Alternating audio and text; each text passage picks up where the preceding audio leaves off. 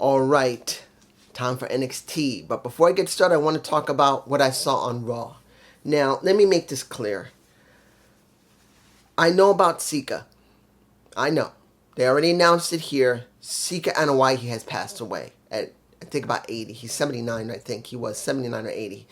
Roman Reigns' dad. He is now passed away. And that is a great loss. I remember the Wild Samoans. I love the Wild Samoans like everybody else.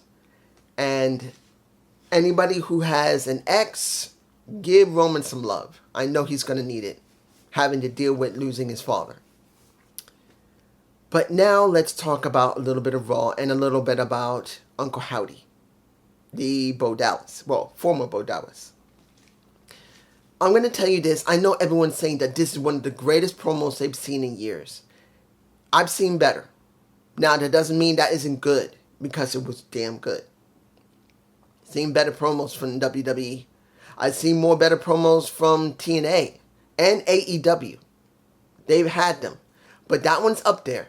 Some of the best ones are on AEW, a few from WWE, and a few from TNA.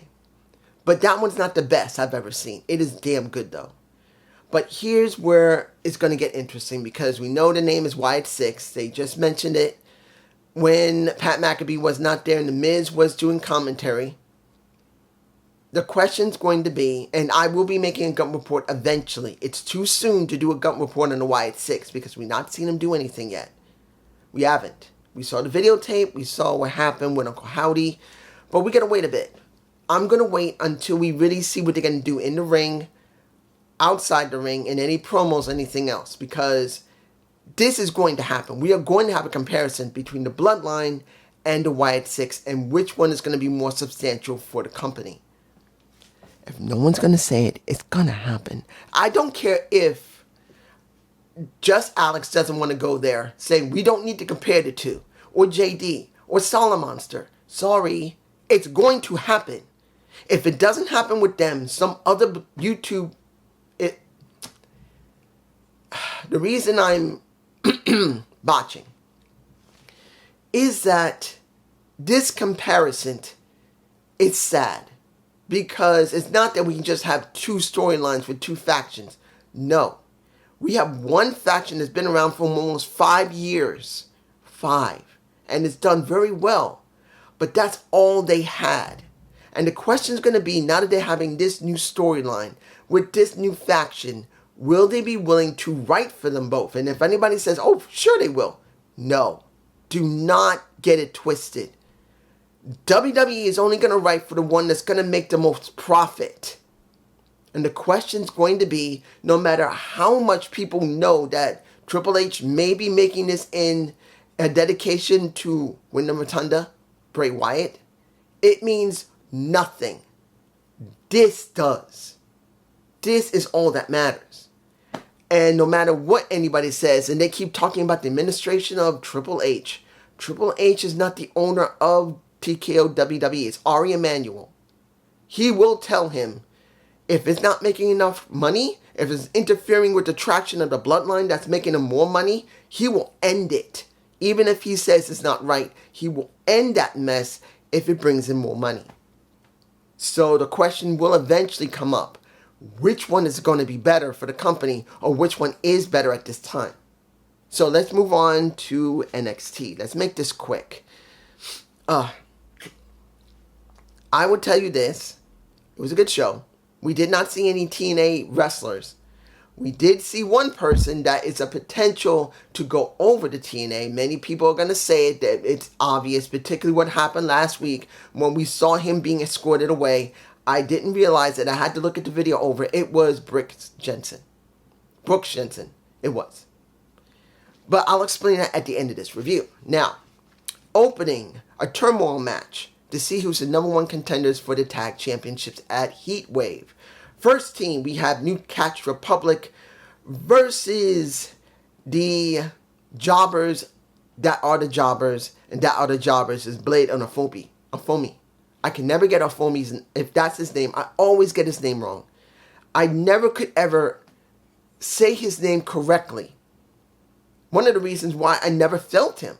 He looks great along with Blade, but all they do is promote it. The only thing they both do is just help other people get along in NXT. That is what they're relegated to. They're not really doing anything anymore except getting other people over.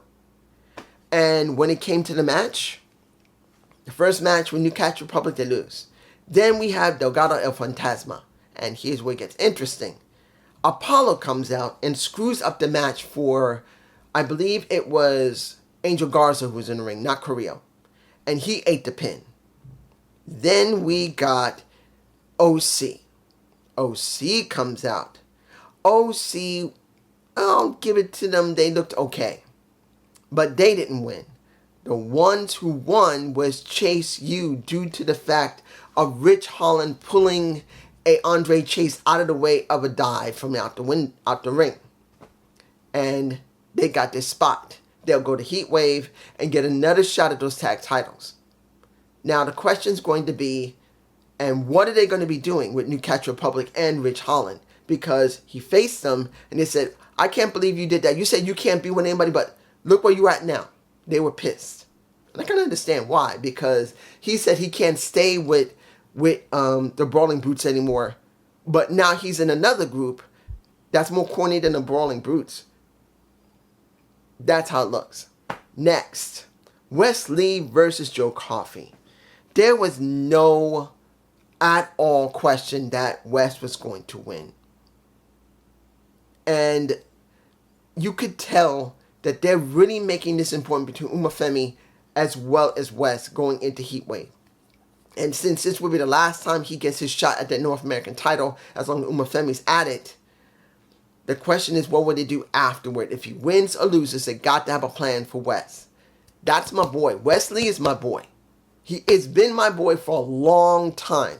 If anybody's known me on this channel, I don't remember when I first saw Wes. Could be 2016, maybe 17, when I first saw Wes and when he was up with the Rascals, when they were... I don't do that, but you get my point. That's what they were going with the Rascals. Basically doing what they did. But the question's going to be, what would they do with him? And then what are they going to do with Umafemi? Do they still believe he should keep that title? I'm going to tell you now, Umafemi is very impressive, but is he still green when it comes to psychology in the ring? Hell yes. Is he still green when it comes to wrestling? Hell yes. But does he look really good while doing it, even though he's still green? Hell yes. So that is the reason why he's still with the North American title. But if they believe that he's progressed enough and drops the title, what are they going to do with him next? That's what I'm thinking. I'm going to say this. It felt good to see the Don in a match where he didn't need to cheat for the Heritage Cup when he went up against Nathan Frazier. There was no shenanigans. The thing is, I expected shenanigans to happen, and there were no shenanigans. And it was actually quite surprising they were willing to let him win. Now, of course, he's really over, and he's getting a lot of pops, not boos, pops. So he is a face at this time. So it's wise they actually went there with him and kept him from cheating and let him win clean. He won round 2, he won, and round 6 he won. So that's how it went. Most of it was all tie. And Frazier didn't win round 1 within about 40 seconds. But it looked good to see him win it. But now, here's the thing. How long would they let him hold the Heritage Cup? And what would they do with him later? I don't know. They got to do something with him. Don't want to just keep him with the Heritage Cup. It can become a noose as much as it can be a help. Question is, how long? Now, how did I feel about Petrovic getting her butt cleaned by a Roxanne Perez? Because even though Roxanne had some good defense, she still beat her. Because Petrovic she was really trying to make Petrovic look good. And Roxanne can sell for people pretty well. But Roxanne wiped the floor with her. And then we did get Lola Vice right around the time when the match started. She goes in the ring. She talks with her. She gives her a proper back fist.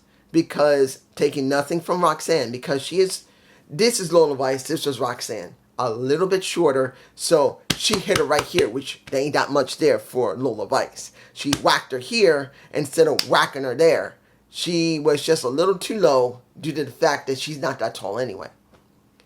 But when you see this situation, you wonder how far they're going to go with these two women. Where they're going to go. Because as it stands when it comes to Roxanne, she's always been known to be a really rough wrestler. She could actually do a underground match or a steel cage match or a street fight, which I'll talk about in a minute with Michin and a Jada Parker. But what are they going to do with them eventually? I think maybe a steel cage will probably be the best option for both of them. But I don't see that happening too soon.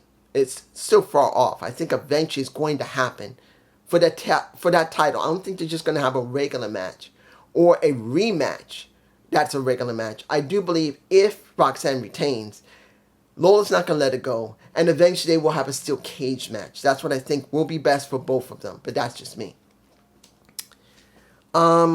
Let's see here. Trayvon Height versus Damon Kemp. That was sloppy. I'm sorry. If you liked the match when it came to Height and Kemp, more power to you. That was a sloppy match when it came to Trayvon Height. He was sloppy. He didn't look like he was in the right spot. He looked sloppy. Now, it was interesting to see that when he gave him a shoulder breaker, that he had to roll outside the ring, Damon Kemp, because his arm was like this, and they had to pop that sucker back in place, which was at least okay. But the thing, I don't know if this was the right place to do that. It should have been left for like a special match. And unfortunately, Damon Kemp really didn't sell it that much. And yes, Height won. But what are we really getting with Trayvon Heights? I just don't, I don't know. Honestly, I'm not feeling him. But that's the reason why he's being probably put with the no quarter catch crew in the hopes that they can develop him. So at this moment, he doesn't really feel like much. Now, let's do a little bit in the back. Let me give it to you like this. Do I believe... do I want to see two assistants for Ava and Mr. Stone and, what is the girl's name? I forgot her first name. I believe her name was Taylor or, what was it? What was her name again? I'm not remembering because when it comes to Turner, I believe her name is Turner. When it comes to seeing just Mr. Stone, it makes sense with him. But seeing that they have nothing for her, legitimately, and they're teaming her up with Mrs. Stone and Ava, it feels like it's throwing off the dynamic. I'm sorry. I don't hate her. It's just that she doesn't belong in that situation. It should just be Mrs. Stone. But now they're trying to curry favor with Ava.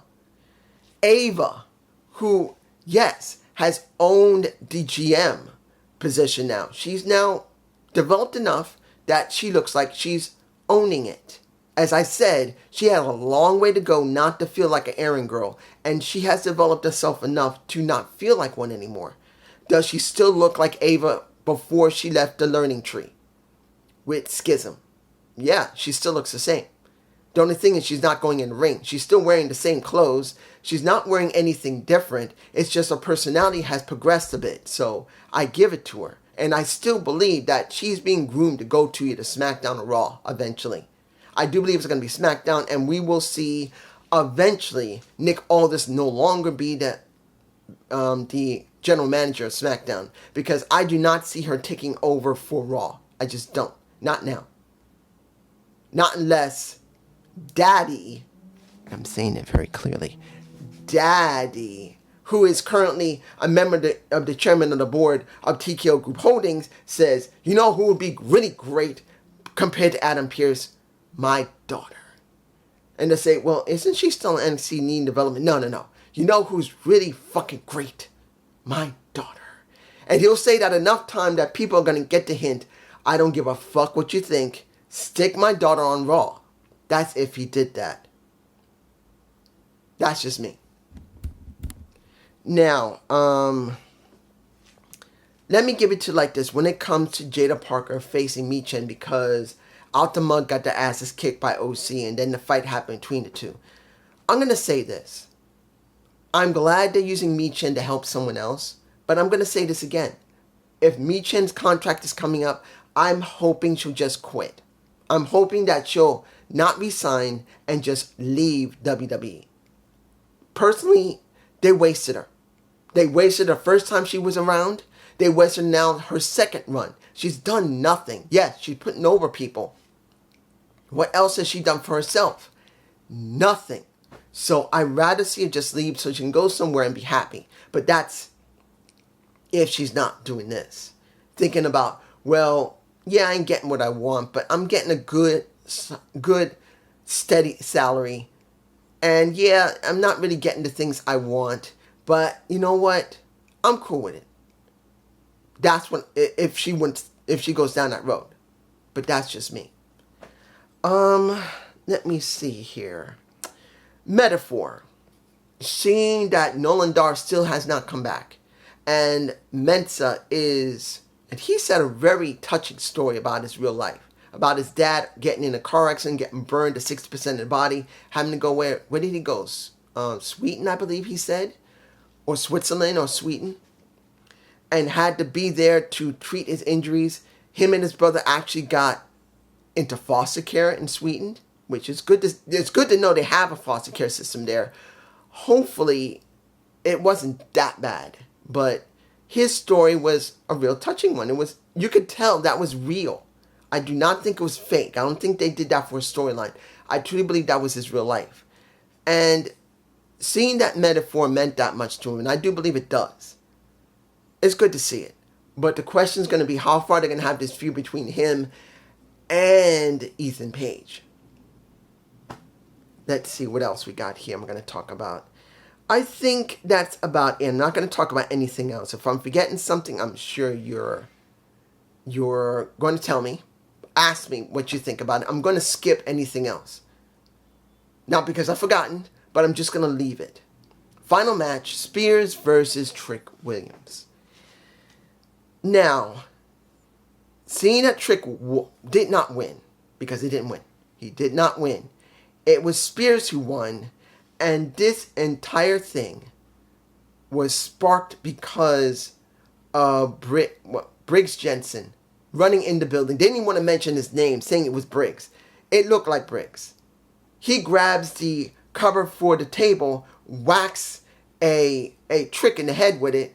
He's stunned, and he loses the match. And now there's going to be a fatal four-way at, make sure I don't want to bump this, a fatal four-way heat wave of Shawn Spears, who now just pinned him, a Ethan Page, who never got a chance to be in the Battle Royal, but he went up against pretty much Devon Evans and beat him that same night, Trick Williams, and let me give it to you like this. I can understand there'd be a three-way, but Devon Evans, I'm sorry. I'm telling you right now, if you guys like Devon Evans, liking him being bouncy, that's cool. I understand. But putting him in this spot now, I don't like it. You know why? It's very simple. And you're guys are gonna maybe say too, why are you hating on him?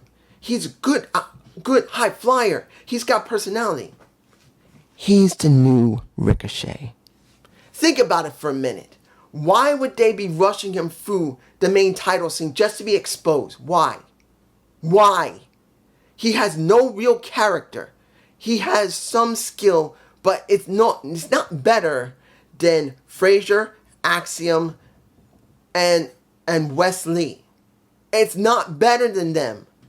Hell, he goes to the main roster, he still has to deal with everybody there that's a high flyer. He's got to deal with Dragon Lee. He's got to deal with Rey Mysterio. He's got to deal with Dominic. He's got to deal with, who else is a pretty good high flyer over there? Apollo Crews, who was on the show. But he's not better than them. He's still too inexperienced, and he doesn't even have the development of character or even psychology in the ring that well. But it's obvious they're pushing him because they want him to replace a Ricochet. That's what it looks like. If I'm wrong, fine. I understand it if I am wrong. But since Ricochet is not resigning, he'll be leaving by the end around my birthday in July. He could end up in TNA or AEW, anywhere else he wants to go. They want to replace him. And they're not going to use Wes Lee. I do not believe they're using Wes Lee for that position, because when it comes to Wes, you can tell he's been developed, and they're not going there. But when it comes to Devon Evans, he just looks like they're going to do it. I'm not telling you he's going to get it done, but it looks like it. And I don't like them rushing someone who legitimately is not ready. He's not ready. But this is me. Peace.